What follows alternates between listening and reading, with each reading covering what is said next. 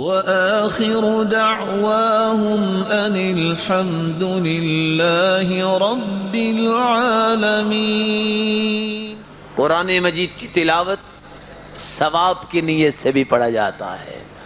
من قرأ حرفا من کتاب اللہ فلہ به حسنہ والحسنة بعشر امثالها لا اقول الف لام میم حرف بل الف حرف ولام حرف ومیم حرف۔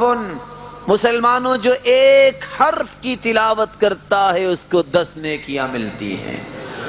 الف لام میم کا ترجمہ کوئی نہیں جانتا، ہر عالم ترجمہ کرتے وقت کہتا ہے اللہ اعلم بمرادہ بذالک، اس کا صحیح معنی اللہ ہی جانتے ہیں، کسی کو پتہ نہیں اس کے ترجمے کا۔ لیکن بغیر ترجمے کا بھی کوئی پڑھتا ہے تو اللہ الف لام میم سے بھی 30 نیکیاں نصیب کر دیتے ہیں، اور اگر ترجمے سے پڑھے تو پھر اس کا کتنا بلند مقام ہوگا۔ اللہ سبحانہ و تعالی ہمیں قرآن مجید کو پڑھنے کی توفیق عطا فرمائے۔